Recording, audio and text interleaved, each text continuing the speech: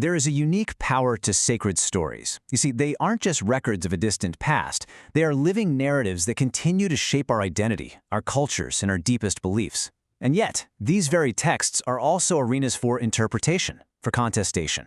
Today, we're going to explore how these stories, and the figures within them, evolve and are debated across time and tradition. So, here's our path. We'll begin by looking at the relationship between the Quran and the Torah. Then, we'll focus on one enigmatic figure as a kind of case study, tracing how his story changes, especially within secret societies. And finally, we'll pull back and ask what all of this really tells us about the nature of meaning itself. And this question, well, it's really at the very heart of our exploration today. Judaism, Christianity, and Islam share so many prophets and so many stories. But the subtle, and sometimes quite significant, differences in how these tales are told present a truly fascinating historical puzzle. To delve into this, we're going to look at one specific theological view, that the Quran serves as a divine correction to what it describes as alterations within the Torah. Now, from this perspective, the differences we see aren't mistakes.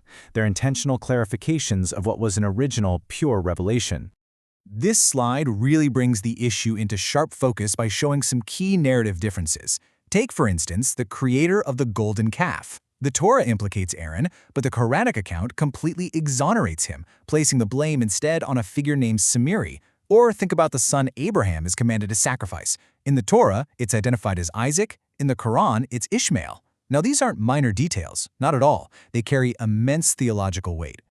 So, from this point of view, the explanation for these discrepancies isn't divine error, but actually, it's human history. The argument goes that over centuries of being copied and passed down, well, these sacred texts were inevitably influenced by human hands. You see, the Jewish Holy Scriptures, the Tanakh, they aren't a single work. It's actually a compilation of 3 distinct sections. You have the Torah, which is the law, the Nevi'im, the books of the prophets, and the Ketuvim, which is a collection of other writings like psalms and histories. And this timeline is absolutely crucial. It shows us that the canon of the Hebrew Bible wasn't just fixed in a single moment. Not at all. It was the product of a long, complex historical process. Different sections were formalized over a period spanning at least 600 years, and it involved the decisions of scribes, councils, and rabbis. Now, the scribe Ezra is a pivotal figure in this history. After the Babylonian exile, the original Torah texts were thought to have been lost. Ezra was credited with this monumental act of reconstructing the Holy Law, and he reportedly did it from memory. This act elevated him to a status nearly equal to Moses, and as this quote suggests, it might have even led some to deify him, perhaps as a way to legitimize the text he had restored. And we have further evidence of this human-led selection process in the concept of gnuzim, or shelved books. These were texts that, for various reasons, maybe scribal errors, questionable origins, or theological inconsistencies, were simply not deemed suitable for inclusion in the final canon. It shows us that the formation of Scripture was a process of both inclusion and, just as importantly, deliberate exclusion. All right, so how does this process of reinterpretation actually apply to a single figure? Let's zoom in now on our case study, a fascinating man from the book of Genesis named Tubal Kain.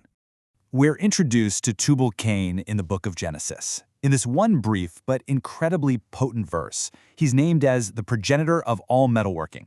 He is, in essence, the mythological father of technology, the master of the forge who first taught humanity how to shape the very earth into tools. Tubal Kain is part of a family of archetypal founders. His half-brother Jabal represents the origins of agriculture and nomadic life. Jubal is the father of the arts, specifically music. And in later Masonic legend, his sister Naama is credited with inventing the craft of weaving. Together, they truly represent the dawn of civilized life. And here we arrive at the central conflict, the paradox. All these gifts of civilization, art, agriculture, and especially industry and technology, they spring from a lineage that the Bible describes as cursed. Tubal Kain is a direct descendant of Cain, the man who committed the first murder. This brings forth a profound question, doesn't it? Is technology, particularly the forging of metals that can become weapons, an inherently tainted gift? Now, you might think this paradoxical identity would lead to Tubal Kain being shunned, but on the contrary, within the esoteric traditions of Freemasonry, he was elevated to a position of profound importance. He became a central symbol in its rituals and its philosophy. Prominent Masonic historians, like Albert Mackey, they actually identify Tubal Kain as a spiritual forefather. In their view, he isn't the descendant of a murderer. He is the first great craftsman, a patron of the arts and sciences that are really the foundation of Masonic allegory. But his integration goes even deeper than that. The name Tubal Kain isn't just an honored historical reference in Freemasonry. It functions as a secret password, a token of recognition for those initiated into the third and highest degree of the craft, the degree of Master Mason. The esoteric interpretation of his name really deepens this significance. When you break it down, Tubal and Kain can be combined to suggest meanings like worldly possessions or even possession of the world.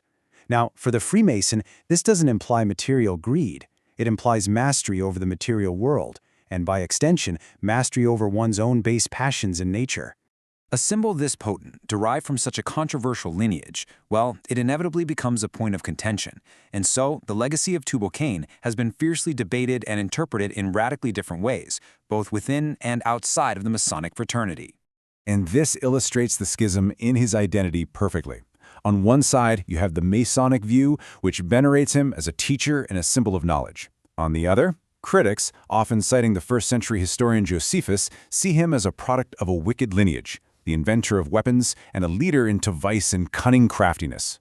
To fully grasp the power of this figure, we have to recognize that Tubal Kain is not an isolated character. No, he's the Hebrew embodiment of a universal archetype that we find in mythologies all across the globe, the divine smith. And this archetype just appears again and again, across so many cultures. Whether we look to Vulcan in Rome, Hephaestus in Greece, or Agni in India's Vedic tradition, we find this same recurring figure. This is the master of fire and metal, a powerful, often feared creator who can forge both the tools of progress and the weapons of destruction. This dual nature is absolutely central to the archetype. In fact, the connection to the Roman god Vulcan is so compelling that it has sparked centuries of debate. Could the two names actually share a direct linguistic origin? The theory rests on the phonetic similarity between the names. Proponents, and this stretches all the way back to figures like Sir Walter Raleigh, they argue it's just too great a coincidence to ignore. However, modern linguistic and historical analysis tends to reject this. Scholars point out that Roman deities typically have Etruscan origins, not Semitic ones, and that phonetic leap, while intriguing, it just lacks rigorous supporting evidence. More recently, Tubal Kain has been forged into a new role entirely, as a tool in modern religious apologetics, which is the practice of defending a faith. His existence in Genesis as a master of both bronze and iron is used to challenge the scientific timeline of a Stone Age followed by separate Bronze and Iron Ages. So, after this journey from a single verse in Genesis all the way to secret societies and modern debates, what does it all ultimately reveal? Well, I think it brilliantly illustrates the fluid nature of meaning itself. The crucial point here is that Tubal Kain is not a static figure. He doesn't have a single fixed identity. He has been continuously reinvented. He is an ancestor for the craftsman, a secret for the initiated, a paradox for the theologian, and a problem for the archaeologist. The story of Tubal Kain demonstrates a fundamental truth about all of these ancient figures. Their power lies not in some static definition from the past, but in their capacity for reinterpretation. Each community, each tradition, each era takes the raw material of the original story and forges it into a new shape, one that serves its own values and answers its own questions. And this leaves us with a final provocative thought.